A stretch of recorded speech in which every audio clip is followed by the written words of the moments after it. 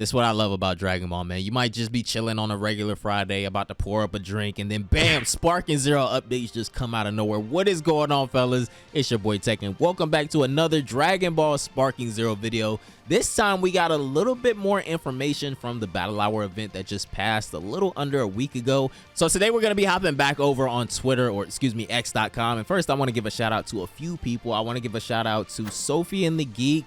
I think this is the guy that was actually at Battle Hour. And matter of fact, there's a picture of them right here with the devs. So he was one of the people at Battle Hour. He was asking these questions to the producers. So shout out to you. This guy's a YouTuber as well. Be sure to go follow him, guys. And also Kid Johan and Super Saiyan Lon for transcribing all of this for us. So be sure to go give those fellas a follow, guys. Subscribe to the channel because right now over 80% of you guys watching aren't subscribed. So consider being a part of helping us get to that big 1 mil, and let's hop right into the update.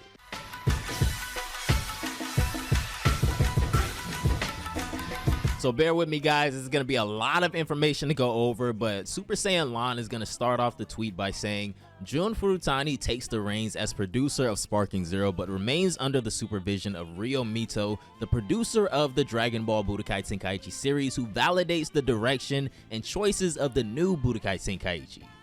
The team is open to criticism and consists of enthusiasts, with Jun Furutani himself being a big fan.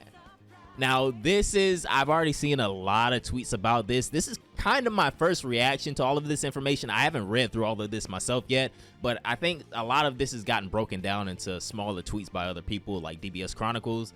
But local split screen mode will ultimately not be available.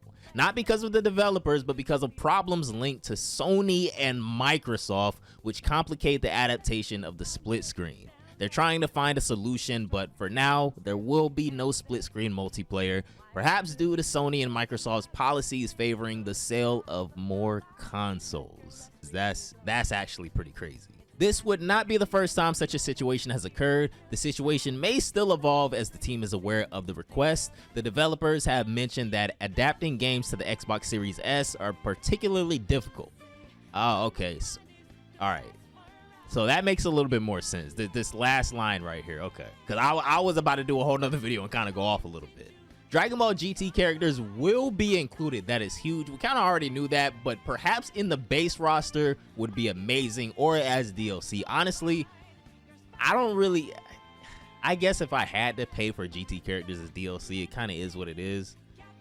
Whatever, just don't make me pay for them Dragon Ball characters. The game will also include fusions such as Gogeta, Vegito, and Gotenks. Hopefully that means Kefla as well, and maybe we'll get like Veku and some Super Dragon Ball Heroes. Matter of fact, Super Dragon Ball Heroes is what needs to be DLC in this game, not GT, not Dragon Ball, not a lot of these super characters. Super Dragon Ball Heroes and I guess movie characters would make the best DLC, I guess. The next point is going to say that there's no specific release date at the moment, but the team is working on the game and wants to avoid releasing an incomplete product. Thank the Lord.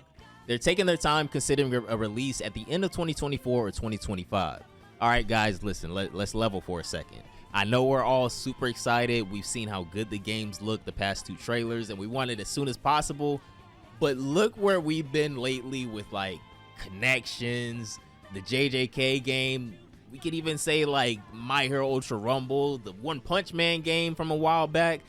Like, we don't want them rushing this out. We don't want them giving us like a half-ass game. So if it takes until like early 2025, I think we just got to eat that, man. A complete story mode will be present following and evolving from Tenkaichi 3. Now, I'm curious what exactly this means, because this wording is a little bit weird. A complete story mode will be present following and evolving from Tenkaichi 3. So does this mean that we won't be playing the Z story at all, the Dragon Ball story and stuff like that? Is this gonna start, is the story mode just gonna be like the Dragon Ball Super story? That's what I think this means.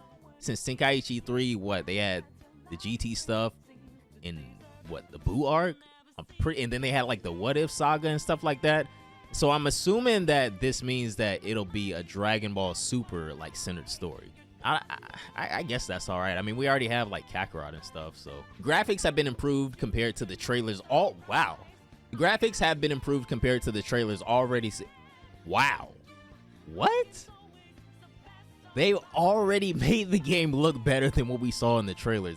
Yo, shout out to these guys. Yo, this is gonna be a fucking project, fellas.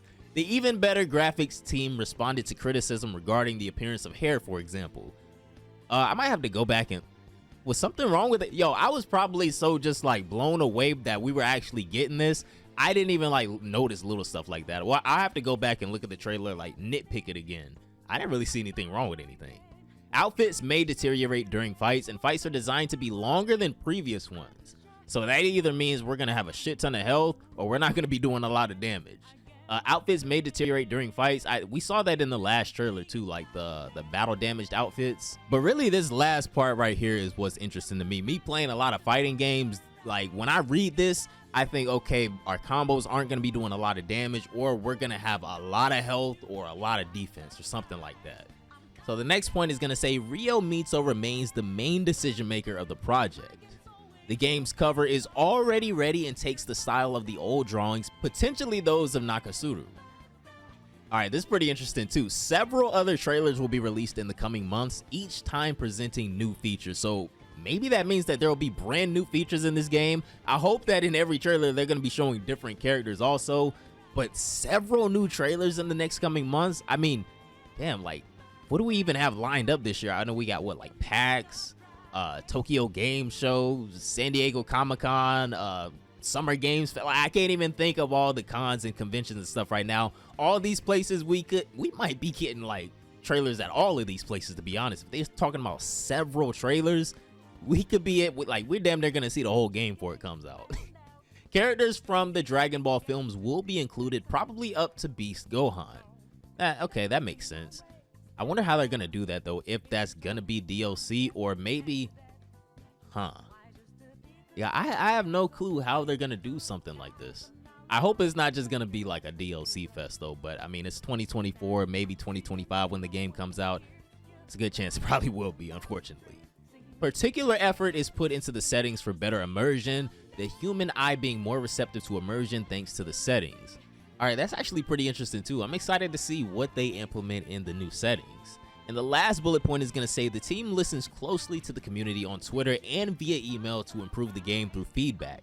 Ryo Mitsu himself asked to collect feedback from around the world. Constructive criticism is particularly appreciated thanks to Sofian the Geek and Yakais, I hope I'm saying your name right, bro, that have directly exchanged with the developers. Follow them and don't hesitate to follow me as to not miss any Dragon Ball news.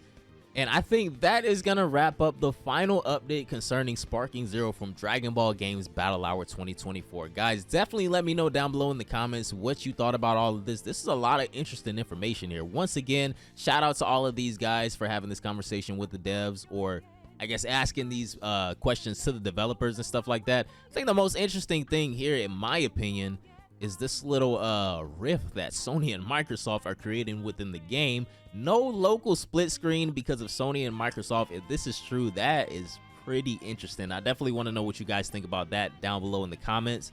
But I guess if just adapting the games to Xbox Series X is particularly difficult, then maybe there's just, you know, some hardware and software things behind the scenes that we may not understand. Let me know what you think. Have a great day, and I will see you all in the next one. Bye, guys.